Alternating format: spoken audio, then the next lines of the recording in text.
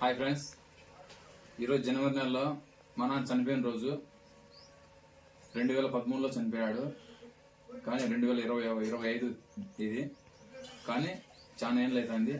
మా నాన్న కోసం ఏమంటే ఈరోజు అన్నదానం పోతున్నాను. మా నాన్నకి ఎప్పుడూ నేను చేయాలని నిర్ణయించుకున్నాను. మా నాన్న అంటే నాకు చాలా ఇష్టం. ఓకేనా? ఈ వీడియో మీకు నచ్చినైతే షేర్ చేయండి.